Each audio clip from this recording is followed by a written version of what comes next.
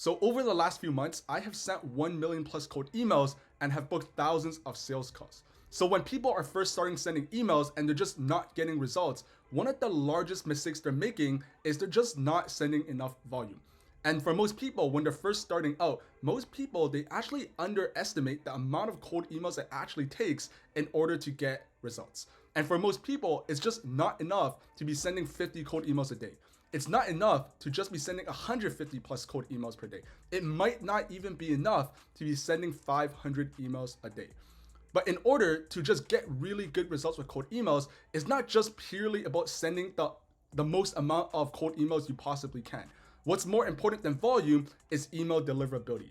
Because it really doesn't matter if you have the best cold email scripts. It doesn't matter if you have the best leads if none of your emails are being read and if none of them deliver in the inbox. So in today's video, I'll be sharing with you a step-by-step guide on what you can do to send thousands of cold emails every single day while making sure that your emails are likely to be read by maintaining strong email deliverability. So step one, which is buying your domains. So there's a ton of different domain providers out there. There's GoDaddy, there's Namecheap, there's Porkbun. Personally for me, inside of my own agency and for all of my clients, I use porkbun.com to buy all my domains.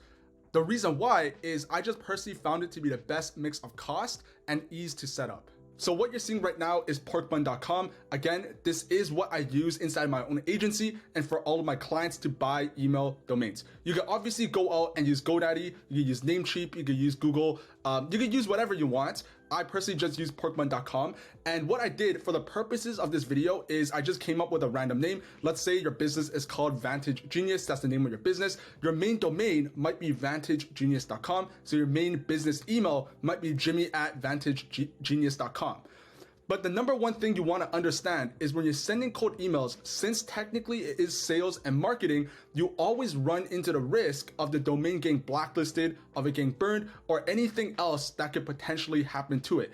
And if you're using your main domain to actually send cold emails, if it does get blacklisted, you're kind of screwed basically, right? All of your emails, whether it be to your own team members, to your own employees, to your own clients, they will just all go into the spam and it's just not going to work for the purposes of your business. So make sure that if you're sending cold emails, you are buying what's called burner domains. And one of the largest questions people have for me is they ask me, hey Jimmy, so my business name is called vantagegenius.com. How do I go out and just buy 20 domains?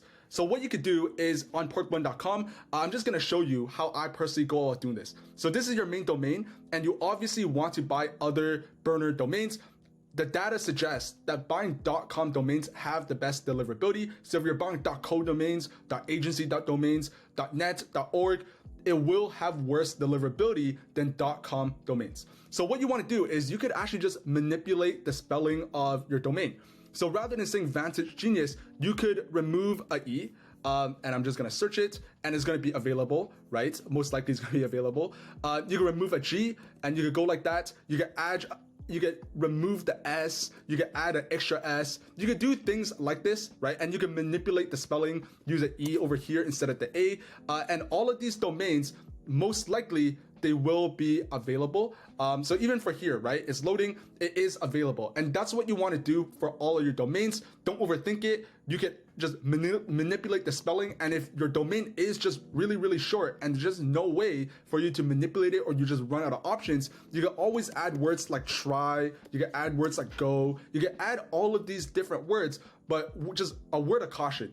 Just make sure that your domains are not super long. So if they become like 20 letters long, then obviously it's just not as easy to read just right off the bat. So which is why I almost always just resort to manipulating the spelling, adding an extra letter, adding an extra E, adding an extra S, subtracting a letter, whatever the case is. That's personally what I do to just buy all my burner domains.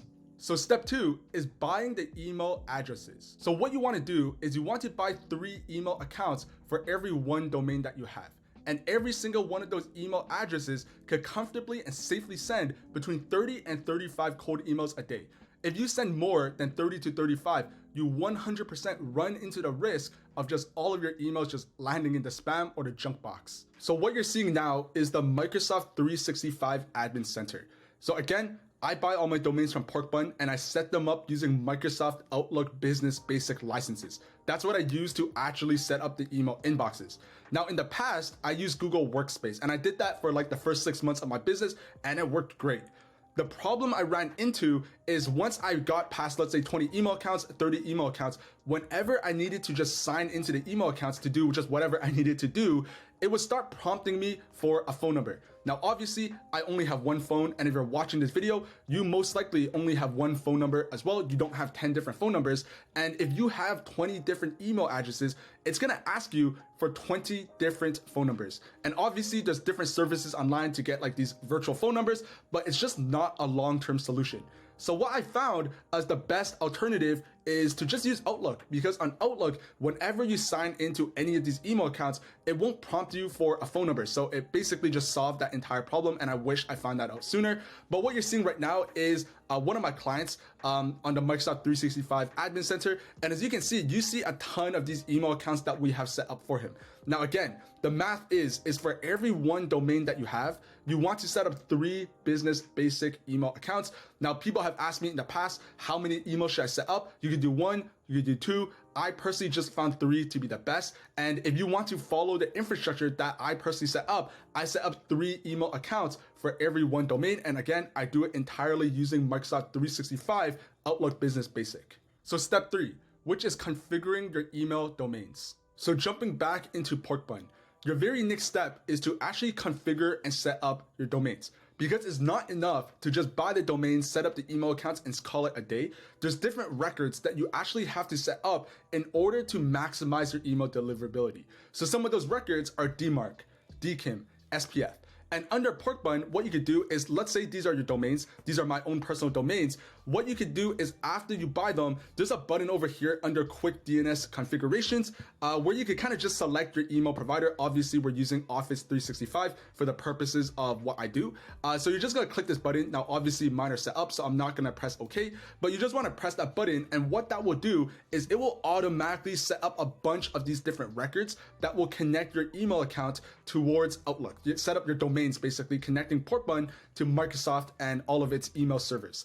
What that will do is it will set up the SPF and it'll connect it. Your very next step is to actually set up the DMARC record. So for DMARC record, this is the website that I use. It's MX Toolbox, the DMARC generator, and you just want to put in your own domain and you just want to press check DMARC record. Now I've obviously already done this, but what you see is on the right side, there'll be under this green little bubble, it'll say created record output. And this is the record that you want to move inside of your Porkbun domain. So you're just going to copy all these details. You're going to use text. You're going to set up this host name. You're going to copy this value, and you're going to go back into Porkbun, and you're just going to add a record right at the top. So again, it's a text record. You're going to click text record. Under the host, you're going to select this.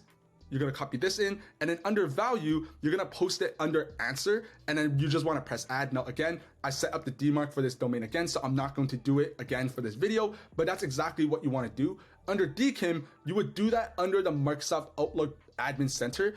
Just search up DKIM under the search, and you will give a record that you're gonna do the exact same thing and move it into your porkbun.com. And that's essentially how you would set up the DMARC, the SPF, and the DKIM records for your domains. Step 4, warming up your actual email accounts. So when you're first buying all of your email accounts, you're buying all your domains, you can't just set them up and start blasting cold emails from day one.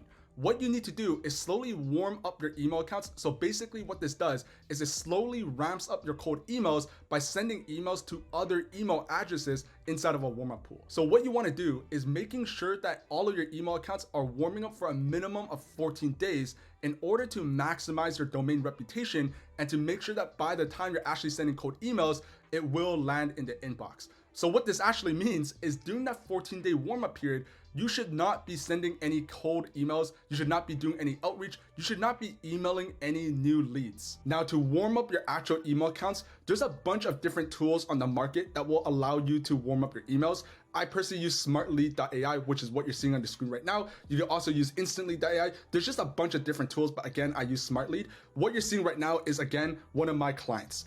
We see we have 44 email accounts, and all of these email accounts, they are warming up. And what you could do is you probably notice that just right off at the top, it says your trial expires in 8 days. So one of the major reasons why I use smartlead.ai is, remember how in the warm-up section, you're warming up and ramping up your brand new email accounts for 14 days. Meaning you're not actually sending emails, you're not reaching out to new people using that.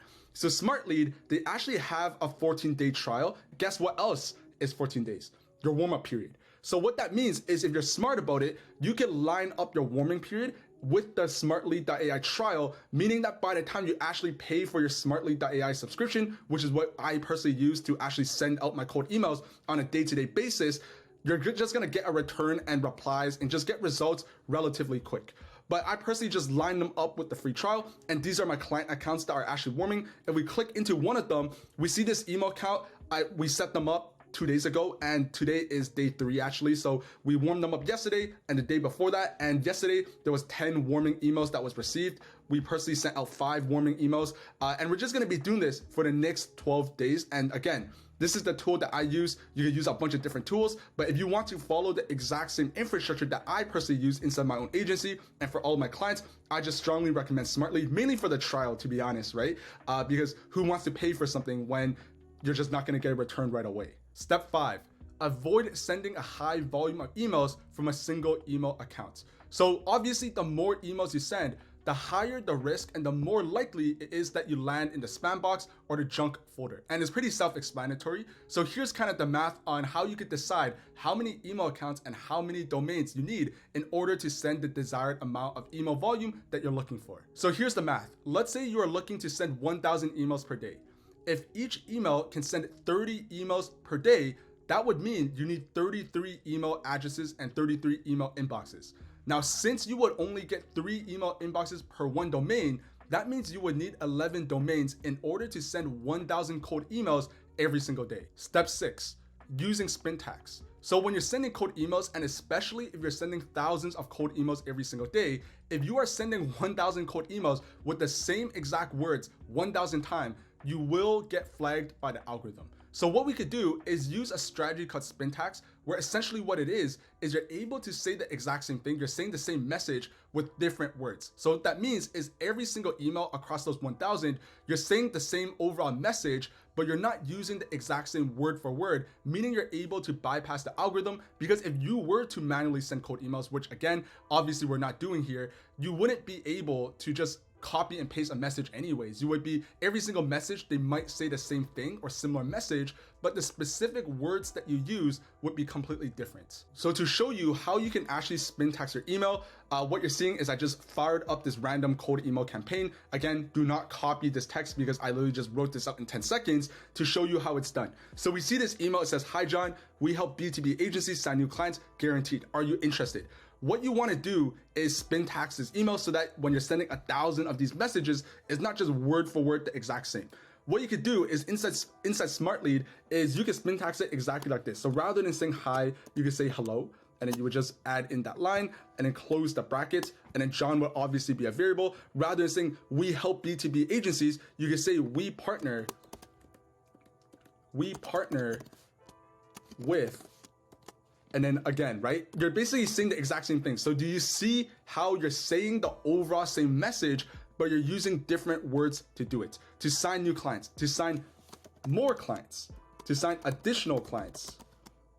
So those are just different ways that you would go about spin taxing your email. That way you're saying the exact same message, but on any given email, they're just not carbon copies of each other, basically allowing you to bypass the algorithm. So there's a bunch of different ways to do this. And what I advise to you is come up with as many spin tax variables as you humanly can, but at the same time, don't overdo it to the point where you break the sentence. So if you run out of ways to just rewrite what you're trying to say, don't write it in a just a very unnatural way. Don't write it in a way that you wouldn't just say it in a day-to-day conversation, because in many cases, having too much spin tax could be worse than just having no spin tax at all. So don't overdo it, but try to do as many spin taxes as you can. So step 7, spam checking your emails. So I'm sure we've all received it inside our inboxes. You might get emails from people using words like free, guaranteed, more. Those type of words will get flagged by the algorithm, and if you're including them as part of your cold emails, you will get flagged and your emails will land in the spam box. So to make sure that the cold emails you are actually writing don't just have random spam words in them, what you can then do is use a tool called Mail Meteor to actually just check your emails. So do this for every single cold email that you write. Again, this is Smart Lead. I'm just gonna copy over the campaign that we just created, that we just syntaxed, and you're gonna open up this website called Mail Meteor Spam Checker. And what you can do is just paste it in. And the way I wrote it, obviously on an actual cold email campaign, I've done this thousands of times. I'm not gonna be using words like guaranteed. I'm not gonna be using words like new, but I still wanted to illustrate and show you. So if your email that you just crafted up have these words, they're gonna get flagged, and obviously it says we have a poor email because one of them, the word guaranteed is an overpromise and the word new is shady. So what you could do is inside this tool, whenever it gets flagged, just remove it or try to rewrite that actual sentence. So very simple for the word new, just remove it. We already have the words more, we already have the words additional, which basically means the exact same thing. I wouldn't use the word guaranteed. You could just remove it because it's not necessary for the purpose of this email, but obviously I wrote the word guaranteed so that I could show you that how this tool works and that it will actually flag it. So make sure that every single cold email that you craft, every single part of the sequence, you run it through this tool just to make sure that it's a great email. So for example, over here, now it says great because we just removed all of those words that will trigger the spam filters. Step 8, making sure you're not sending links or any images. So one of the largest mistakes I see people make is when they're crafting their cold emails, just right out the gate, they send a bunch of links. They send links to a video, they send links to websites, or they're sending images. And what that will do is it will 100% mess with your email deliverability. And it kind of makes sense. So the general rule is never send links, never send any images, never send anyone to your website unless someone replies back to your emails. Once someone replies back to your emails, that's when it's safe to send links and to send images. And just a little bit of more of a background story. So recently I worked with a client who was sending thousands of cold emails a day and they were just not getting that many replies. So what I did was I took a look at the campaigns and I saw inside their signature, they had a bunch of images, company logos, LinkedIn headshots. They even had their website. And once we removed that, the very next day, we were able to 5x their email reply rates. And the reason why is because their emails were probably landing in spam when they had all of these things inside of their email signature. Step 9, actually making sure you're sending good cold emails. So there's no secrets here, this is not rocket science, and there's a lot of people online telling you the secret strategies or to use these different tricks or basically these different gimmicks. And what happens is at the end of the day, you just need to make sure that you're sending quality emails. Are your emails relevant? Are they straight to the point? Do they sound spammy? Because if you're sending these emails, even if you're sending a million emails, if you are just writing random words, you're still not gonna get results. That's basically what it is. You're not spamming people. That's not what the strategy is. So you have to make sure that any cold emails that you write, they actually make sense. And you wanna ask yourself, if you were to receive an email with the messaging that you wrote, would you actually be curious and interested in potentially replying back? Or will you just automatically disregard it and mark it in your mind as spam alongside all the thousands of emails that you have inside of your inbox? Step 10, making sure you're verifying all of your leads. Because what happens is if you're sending your cold emails and you have a bounce rate above 5%, all of your cold emails will land in spam. So the reason why you need to make sure you're verifying all your leads is, let's say you're emailing a guy called John Smith at Microsoft.com. But what happens if John Smith no longer works at Microsoft? What happens if he changed roles, changed companies, and now he works at Google? So if you continue sending that cold email to John Smith at Microsoft.com, that email will bounce. In fact, it will hard bounce, meaning it won't even deliver at all. And if you get over 5% bounce rates across your email campaign, you 100% will land in spam. So make sure you are verifying all of your leads. And in order to verify your leads list, so obviously I have a bunch of different videos on my channel talking about how to actually scrape the leads list. Whether you're scraping from Apollo, from LinkedIn, or any other tool, it will give you a CSV file. What you want to do every single time is use a tool like millionverifier.com. This is personally what I use, where you upload that CSV file of the leads you just scraped to really just double check it and make sure they're actually valid emails, meaning when you send cold emails to them, the chance of it bouncing is extremely, extremely low. So again, I use Million Verifier. There's other tools in the market like Never Bounce. You could go and Google this and you will find a bunch of different tools. I personally just use this. And what you can see right now is this is a leads list that I uploaded. I scraped it off of Apollo and I uploaded, I think there were like 25 contacts or something like that. And as we can see, 50% of those emails are good emails. Actually, there might be 20 emails here because 7 plus 4 plus 3, or whatever the case is, I'm not that good at math. But anyways, you want to make sure you're verifying your entire leads list. You're gonna upload it to Million Verifier, you're going to verify it, and you're gonna download only the good emails only. Now, for the sake of this video, I already downloaded that and I moved it into a Google Sheets so that you can see. And once you upload it to Google Sheets, this is what you see. You see a bunch of these just columns, I guess, right? And we see quality, we see the results, and you just want to make sure that all of your emails is good quality. What you also want to do is you just want to double check your rows, because one of the biggest mistakes I made a few months ago was I just downloaded off of Million Verifier and I just uploaded it directly to Smart Lead without double checking. And what actually happened was the Million Verifier, they actually messed it up. And for example, we see over here, some of the emails, they are a little bit off, right? So for this guy, Brian, it matches his first name. Brian, Steven, it matches Steven. So we know that Million Verifier didn't just mess up this leads list, but it could happen. A very small chance, but it could happen. And if you don't double check, you're gonna just be sending emails to a guy called John when his actual email might say Max Smith or something like that. So you wanna make sure that you're double checking, and you want to make sure that you are uploading every single leads list that you're scraping and uploading it to Million Verifier, verifying it, downloading it, and then just double checking your leads list.